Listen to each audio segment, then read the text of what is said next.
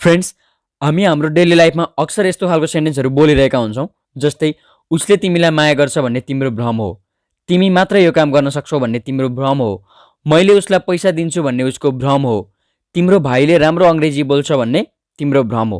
So यस्तो खालको सेन्टेन्सहरूलाई इङ्ग्लिसमा बोल्नको लागि एउटा स्ट्रक्चरको युज गरिन्छ र त्यो स्ट्रक्चर छ माथि तपाईँहरूले देखिसक्नुभयो, इल्युजन द्याट। अब यसको अर्थ र यसको स्ट्रक्चर पहिला हेरौँ। इल्युजन द्याट, इल्युजन द्याटको अर्थ हुन्छ भ्रम हुनु। इल्युजन भनेको नर्मल्ली भ्रम हो, होइन? अब यो इल्युजन द्याटलाई हामी एउटा स्ट्रक्चरमा हालेर हामी यस्तो खालको सेन्टेन्सहरू फर्मेसन गर्छौँ र त्यसको स्ट्रक्चर छ इट, अनि यदि हामी प्रेजेन्टमा सेन्टेन्स बनाउँदैछौँ भने इज हुन्छ, यदि पास्टमा बनाउँदैछौँ भने वाज हुन्छ, है त? So it is your illusion that अनि प्लस कम्प्लिट सेन्टेन्स एउटा सेन्टेन्स, अथवा यदि पास्टमा बनाउँदैछौँ भने it was your illusion that plus complete sentence. अब यसमा जुन योर छ नि, अब यदि तिम्रो भ्रम हो भन्नु पऱ्यो भने योर इल्युजन द्याट, अब मेरो भन्नु पऱ्यो भने माई इल्युजन द्याट, उसको भन्नु पऱ्यो भने हिज इल्युजन द्याट, तिनीहरूको भन्नु पऱ्यो भने देयर, हाम्रो भन्नु पऱ्यो भने आवर। सो यो योर चाहिँ चेन्ज हुन्छ, है त? हामीले कसको भ्रम हो भन्नु भनिरहेछौँ त्यो अनुसार योर चेन्ज हुन्छ। अनि प्रेजेन्ट छ भने इज, पास्ट छ भने वाज। अब यो सेन्टेन्स लगाएर केही इक्जाम्पलहरू हामी हेरौँ, त्यसपछि एकदमै क्लियर हुन्छ यसको स्ट्रक्चर, है त? सो इक्जाम्पल छ, उसले तिमीलाई माया गर्छ भन्ने तिम्रो भ्रम हो, उसले तिमीलाई माया गर्छ भन्ने तिम्रो भ्रम हो, अथवा तिमीलाई यो भ्रम छ कि उसले तिमीलाई माया गर्छ तर वास्तवमा उसले तिमीलाई माया गर्दैन, यो तिम्रो भ्रम मात्रै हो भन्न खोजेको। It is your illusion that Hee loves you, it is your illusion that Hee loves you, यो हाम्रो प्रेजेन्ट सेन्टेन्स हो, त्यस कारणले it is your illusion that. अब यसमा तिम्रो भ्रम भने भएर योर इल्युजन नै भयो, अनि पछाडि complete sentence Hee loves you, it is your illusion that, यो तिम्रो भ्रम हो कि ही लभ्स यु, उसले तिमीलाई माया गर्छ। सो यसरी हामी सेन्टेन्स बनाउँछौँ। तिमीले मात्र यो काम गर्न सक्छौ भन्ने तिम्रो भ्रम मात्र हो, तिमीले मात्र यो काम गर्न सक्छौ भन्ने तिम्रो भ्रम मात्र हो, वास्तवमा यो काम अरूले पनि गर्न सक्छन् भन्न खोजेको। It is just your illusion that only you can do this work, it is just your illusion that only you can do this work. अब यसमा इट इज पछि जस्ट छ नि, यसमा चाहिँ तिम्रो भ्रम मात्र हो भन्नु पऱ्यो भने चाहिँ it is just your illusion, तिम्रो भ्रम हो भन्नु पऱ्यो भने इट इज योर इल्युजन। यसमा जस्ट हाल्यो भने चाहिँ तिम्रो भ्रम मात्र हो भन्ने सेन्स दिन्छ। So it is just your illusion that only you can do this work, तिमीले मात्र यो काम गर्न सक्छौ भन्ने तिम्रो भ्रम मात्र हो। मैले उसलाई पैसा दिन्छु भन्ने उसको भ्रम हो, मैले उसलाई पैसा दिन्छु भन्ने उसको भ्रम हो तर म उसलाई पैसा दिँदिनँ।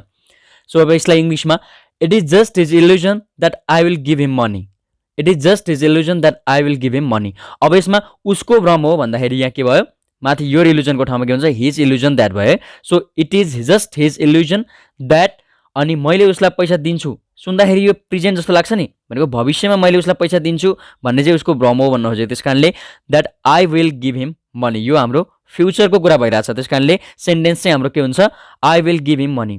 यो उसको भ्रम हो भन्ने चाहिँ प्रेजेन्टमा भयो, it is just his illusion that, अनि मैले उसलाई पैसा दिन्छु भन्ने चाहिँ मैले उसलाई पैसा दिनेछु भन्ने उसको भ्रम हो भन्न खोजेको। सो पैसा दिने कुरा त फ्युचरको कुरा हो, त्यस कारणले I will give him money. So उसलाई मैले पैसा दिन्छु भन्ने उसको भ्रम मात्र हो। तिम्रो भाइले राम्रो अङ्ग्रेजी बोल्छ भन्ने तिम्रो भ्रम मात्र हो, होइन? तिम्रो भाइले राम्रो अङ्ग्रेजी बोल्छ भन्ने तिम्रो भ्रम मात्र हो। It is just your illusion that your brother speaks English well, it is just your illusion that your brother speaks English well. हाम्रो यो पछाडिको सेन्टेन्स चाहिँ तिम्रो भाइले अङ्ग्रेजी बोल्छ भन्ने चाहिँ हाम्रो प्रेजेन्टमा छ, त्यस कारणले your brother speaks English well, होइन? अनि it is just your illusion, यो तिम्रो भ्रम मात्र हो भन्दा it is just your illusion, तिम्रो भ्रम हो मात्र भन्यो भने के हुन्छ, इट इज योर इल्युजन, है? जस्टले चाहिँ के गर्छ, मात्र भन्न खोजेको, जस्टले चाहिँ मात्र भन्ने सेन्स दिन्छ। तिनीहरूले मलाई सहयोग गर्छन् भन्ने मेरो भ्रम मात्र थियो, तिनीहरूले मलाई सहयोग गर्छन् भन्ने मेरो भ्रम मात्र थियो, कहिले, पास्टमा, होइन? यो बितेको समयको कुरा भइरहेछ, त्यस कारणले अब यसलाई इङ्ग्लिसमा कसरी बनाइन्छ, it was just my illusion that they would help me, it was just my illusion that they would help me. प्रेजेन्टमा भएको भए यो के हुन्थ्यो, it is just my illusion that they will help me हुन्थ्यो, अनि पास्टमा इट वाज, अनि यता दे विलको पास्ट के हुन्छ, वुड हुन्छ, होइन? So it was just my illusion that they would help me, तिनीहरूले मलाई सहयोग गर्नेछन् भन्ने मेरो भ्रम मात्र थियो। तिमीहरूले म्याच जित्छौ भन्ने तिमीहरूको भ्रम हो, तिमीहरूले म्याच जित्छौ भन्ने तिमीहरूको भ्रम हो, तिमीहरूले जित्न सक्दैनौ, तिमीहरूभन्दा खतरा मान्छे छ त्यहाँ, तिमीहरूले जित्नै सक्दैनौ, यो तिमीहरूको भ्रम मात्र हो भन्न खोजेको। अब यसलाई इङ्ग्लिसमा it is your illusion that you will win the match, it is your illusion that you will win the match. अब यसमा तिमीहरूले म्याच जित्छौ भनेको छ। अब जित्छौ भन्दा त सिम्पल प्रेजेन्ट टेन्स जस्तो लाग्छ, तर जित्ने छौ। भविष्यमा तिमीहरूले म्याच जित्छौ भन्ने चाहिँ तिमीहरूको भ्रम हो भन्न खोजेको। त्यसैले भविष्यको कुरा भएर you will win the match भयो यसमा। ऊ सधैँ बिहानै उठ्छ भन्ने तिम्रो भ्रम मात्र हो। ऊ सधैँ बिहान उठ्छ भन्ने तिम्रो भ्रम मात्र हो, होइन। अब यसलाई इङ्ग्लिसमा, इट इज जस्ट यो illusion that he always gets up early in the morning. It is just यो illusion that he always gets up early in the morning. ऊ चाहिँ बिहानै उठ्छ भन्ने तिम्रो भ्रम मात्र हो, वास्तवमा ऊ बिहान बिहान कहिले पनि उठ्दैन, ढिलो उठ्छ भन्न खोजेको। तपाईँको छोरो जाँचमा पास हुन्छ भन्ने तपाईँको भ्रम हो, होइन। तपाईँको छोरो जाँचमा परीक्षामा पास हुँदैन, तर जाँचमा पास हुन्छ भन्ने तपाईँको भ्रम हो, तपाईँलाई यो भ्रम छ भन्न खोजेको। अब यसलाई इङ्ग्लिसमा, it is your illusion that your son will pass the exam. It is your illusion that your son will pass the exam, होइन। यो पनि हाम्रो प्रेजेन्ट भएको कारणले इट इज योर इल्युजन, अनि that your son will pass the exam, भविष्यमा तपाईँको छोरो पास हुन्छ भन्ने कुरा आउँछ नि त। त्यस कारणले गर्दाखेरि यो हाम्रो फ्युचर टेन्स भएको कारणले your son will pass the exam. So guys, अझै यस्तै यस्तै सेन्टेन्सहरू तपाईँहरूले प्र्याक्टिस गर्नु होला। हामीले केही सेन्टेन्सहरू यसमा प्र्याक्टिस गऱ्यौँ। यो एकदम धेरै हामीले डेली लाइफमा प्रयोग गरिने स्ट्रक्चर हो, इल्युजन द्याट। त्यस कारणले यसलाई राम्रोसँग प्र्याक्टिस गरेर एकदम आफ्नो बेस्ट राम्रो बनाउनु होला। फ्लुएन्ट इङ्ग्लिस बोल्नको लागि यो एकदमै महत्त्वपूर्ण छ है त। सो तपाईँहरूलाई आजको भिडियो कस्तो लाग्यो?